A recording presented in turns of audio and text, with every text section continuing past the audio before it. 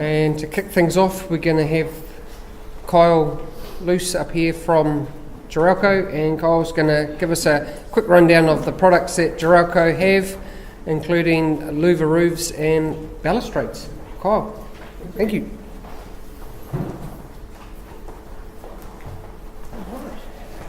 Okay, thanks everybody. Well, as said, it's all about Juralco and Home Plus, and you'll have to forgive me for some of you who are already familiar with what we do. Some of it's going to be just covering the basics, but I think it's always good to just cover those basics and make sure we all really know the basics of balustrades and louver roofs, and those two main important things for you guys. So aluminium building products, well, you've probably already used them plenty of times, but I want to just keep in mind that we use aluminium because it's very versatile, it's very lightweight, we can put it into a lot of different shapes. So this is Juralco out in Henderson. We're on Bruce McLaren Road. We are a relatively small company, started in the 1960s in one form selling insect screens, and then kind of worked its way up into being an Australian-owned corporate that was bought out by three Kiwis in 2000, and now two of those have brought out the other directors, so it's still just two local guys who own Juralco.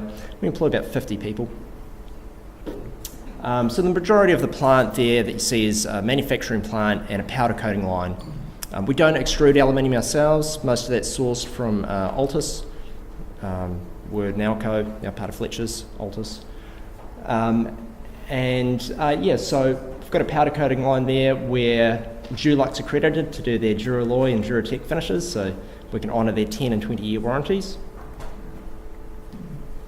And our main outlet is Home Plus. So sometimes it gets a little bit confused between Juralco and Home Plus. Basically, Juralco is the parent company, Home Plus is the outlet. There's 28 stores across New Zealand, and they are the guys who actually do the fabrication, the installation. They do the end pricing for the products.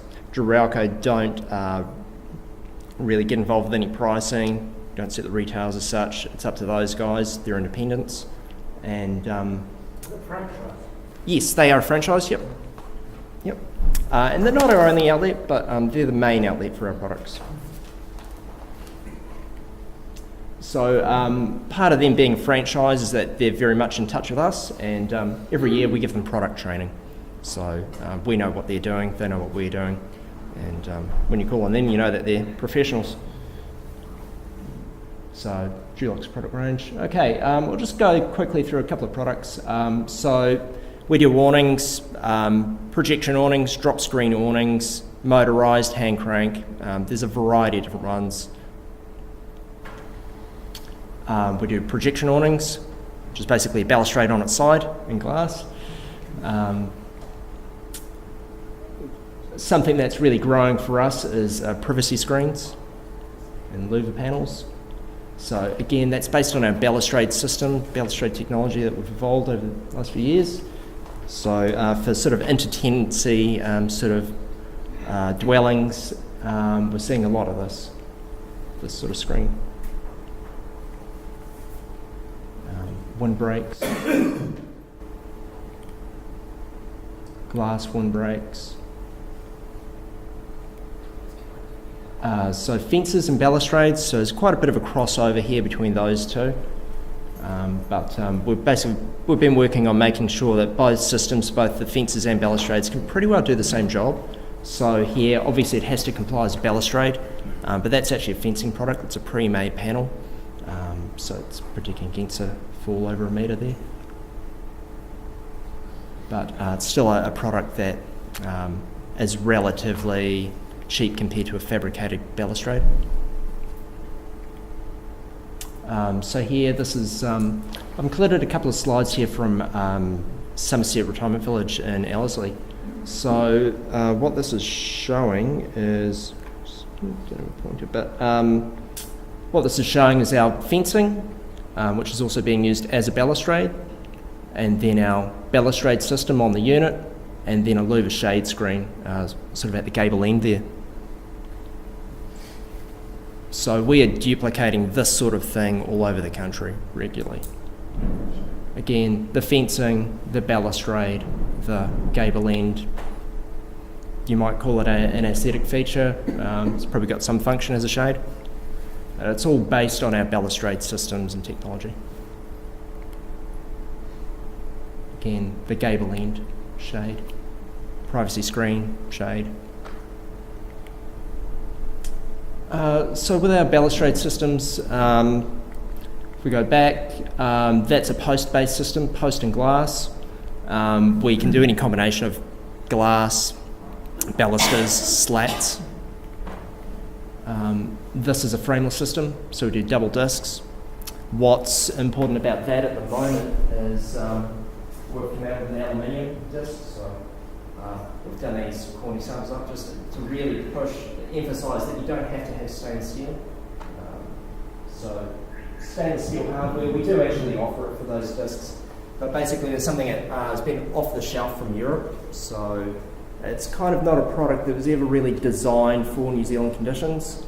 And what we've found while we've been out in the market is, although you might have in 316 stainless steel, marine grade stainless steel, it is stainless, not stain free. So the stainless steel discs, they do stain, they do rust. So we know that if we make them in T6 aluminium, powder coat them with the Dulux, Duralloy or Duratec coatings, it's going to do the distance. We can put 10 or 20 year warranties on it and it's going to look the same so long as it's maintained. This is a product called JH Clamp. So basically it's just a variation on the double discs. We've got a block with two holes going through the glass.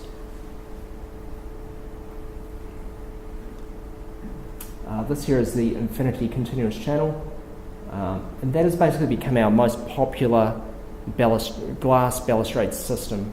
So it's for heavyweight glass, 12, 15, 17.5 sometimes, and that's available on a top fix and a face fix, and that's aside from the aesthetics, where it's basically, can really get pretty well integrated into the house pretty well seamlessly with no visible fixings. It's actually very, very easy for the installer to install, as opposed to similar kind of channel systems that were out in the market that you sort of had to cement into the ground or grout in, and they were really messy and really chunky and heavy.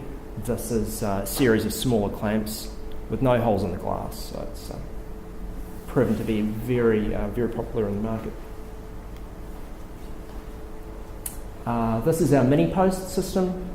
So these are available as a top fix or a face fix.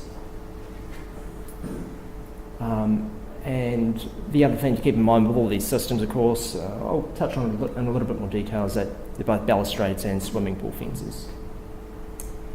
Getting back to our edge post system, this is just a couple of close-ups. It's actually, you probably picked up straight away, it's during installation, so we don't have all the coach screws in or all the infill clips, but basically what we're showing here is what's possible for a waterproof deck, where you don't want to penetrate the membrane, so a top fix version is not really practical, but also you've got this issue of having to basically obscure the tile jacks. So what we do here is we have a post, and for the lower, roughly 250 mils there, you have a couple of aluminium slats which obscure all that kind of structure that has a floating deck tiles. What height can you get with balustrades too? That's a good question. Ultimately, you can go up to 1.8 metres, so long as you bring the posts in close enough. So if we go back to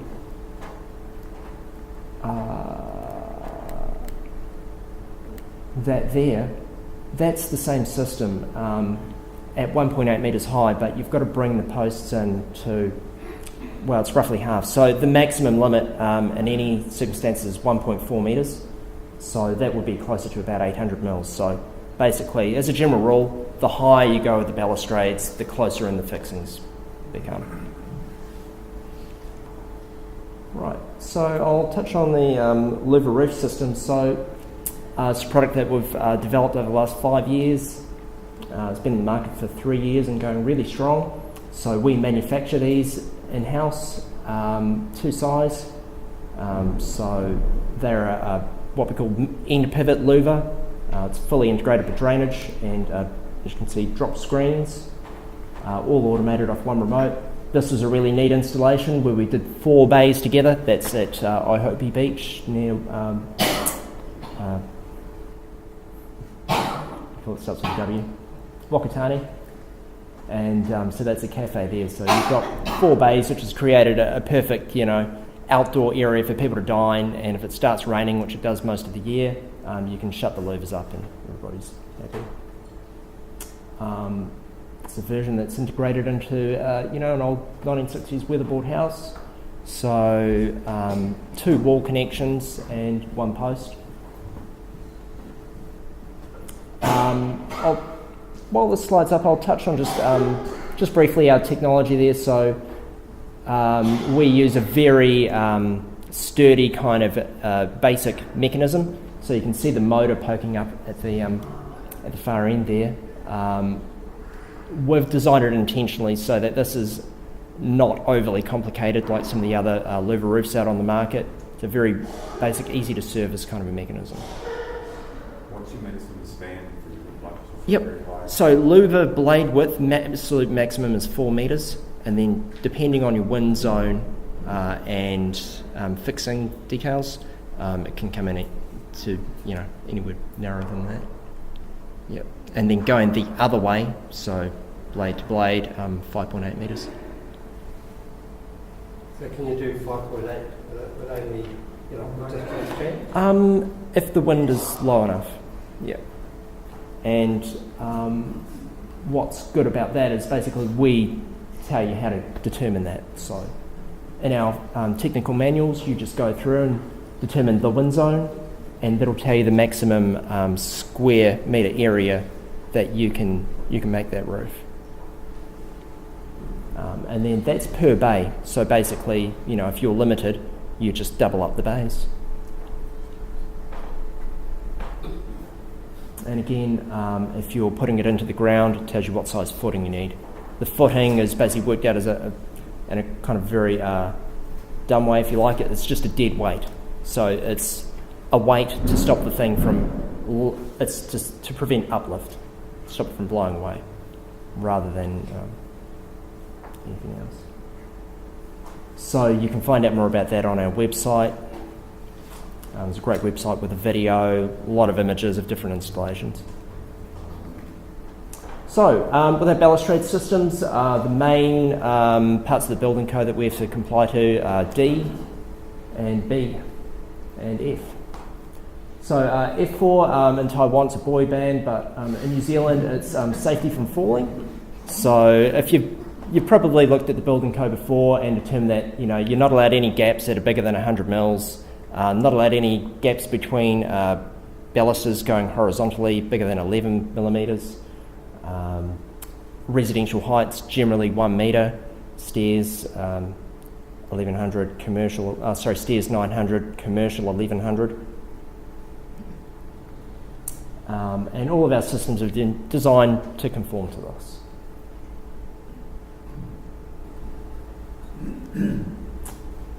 So the interlinking handrail rule, which you're probably aware of again, that was introduced a year ago. So that means for any glass balustrade, there must be something there to prevent people falling if the glass gets broken. So the easiest way to achieve that is to have an interlinking handrail. By interlinking, it means that the handrail must be connected to structural elements at each end, so that if a centre panel blows out, nobody's going to fall over. So what that means for frameless balustrades in most cases is that if you can't connect the handrail to the building or don't want to penetrate your cladding, you have a post at the end. And then the handrail is a 38 by 25 millimetre rectangular aluminium extrusion, which you can powder coat to match everything else in the building. There is an alternative to that, which is laminated glass. So if you have a post system, it's 13.2 laminated, and the glass is actually glued into the posts, so that in the event of failure, the glass is it's not going to move out of the posts. It's set in there. On a frameless system with no posts, it's a little bit more complicated. It's a very special type of glass called century glass, and what it means is that the laminating layer is so stiff that if the outer panels of glass get broken, the plastic interlayer holds everything up.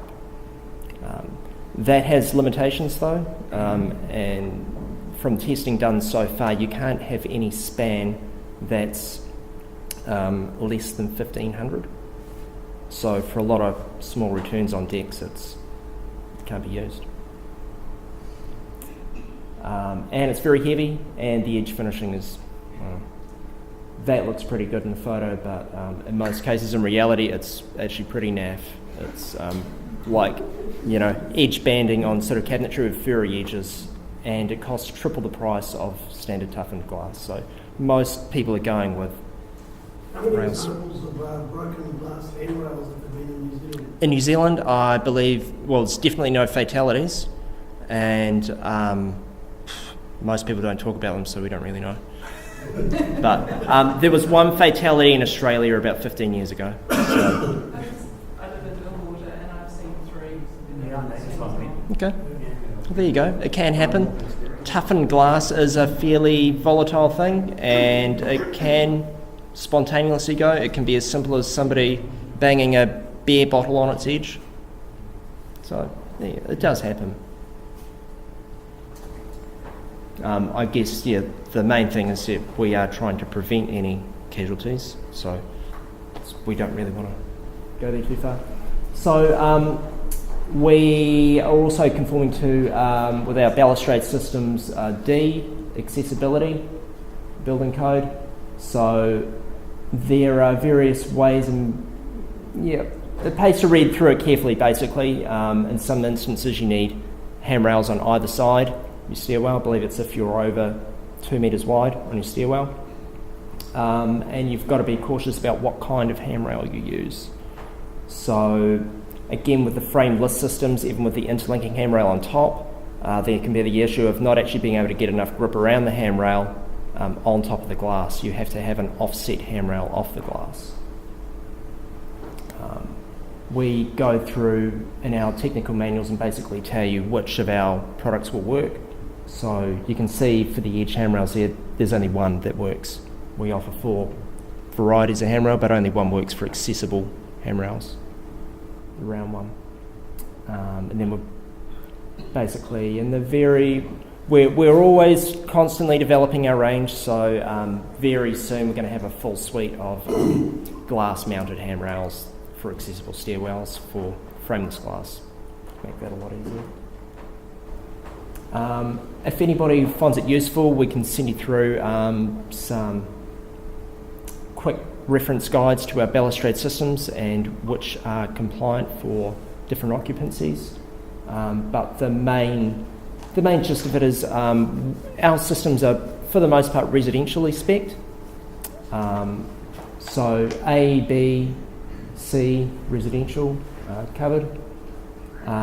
We can do C1 and C3 commercial and C2 commercial, and D, we don't do C5. C5 is if you have situations like a stadium or an arena, and there's been some interesting crossovers there too, where we've found that some people haven't understood the building code very well. So we had an instance of a retirement village in Trentham near Wellington that they didn't anticipate that they needed to make the balustrade compliant to C5, so they just spec'd a kind of a typical C1 spec commercial balustrade at 1100 high, but what they didn't anticipate was that the place overlooks a racecourse, and so the council inspectors determined that it would be likely that the area would be used as a kind of a grandstand. So,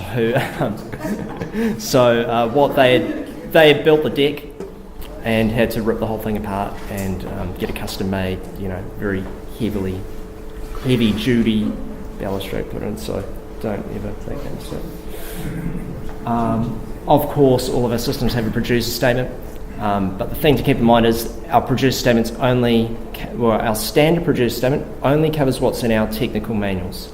So we have all the fixing details kind of for timber, concrete and steel, and it's all based on standard deck design.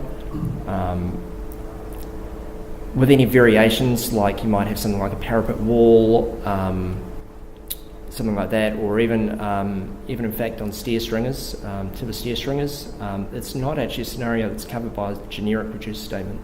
So it pays to plan things out really well and allow plenty of time, so we can organise a site-specific producer statement for those variations. But it does take the quickest I've ever heard of it taking is 3 weeks, and you've got a minimum cost of 600 plus GST.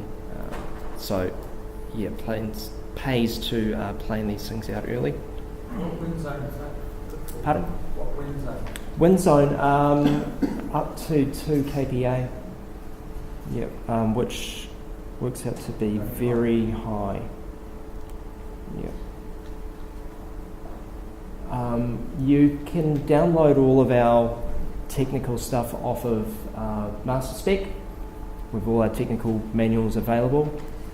You can get them off eBOS. You can contact us directly. So I've got my business card there if you need it. I've put some sales brochures up here if you fancy if you find them useful. I'd be interested actually to know if you do find things like hard copy sales brochures useful. I'd be interested also if you have a hard copy library that you need updated. I'd be happy to come and make sure that all of the issues of your manuals are current, because we do change things regularly. So that's the beauty of downloading them, is that we keep things up to date. Or of course you can go to a Home Plus. They have showrooms, so if you've got a client who needs to actually just see the thing in situ, you can go and see those guys. Yes? In Auckland, where Home Plus? Okay, so Warkworth, Glenfield, Onehunga, and East Tamaki. Oh, and Henderson, of course. Yep. And you'll find they've all got their own specialties. Some of them are generalists; they'll do the whole range, and some of them specialise. Yep. So in some cases, you'll contact us and say, "Oh, who is the best guy to do this job?" And we'll point you in the right direction. All right. Thank you.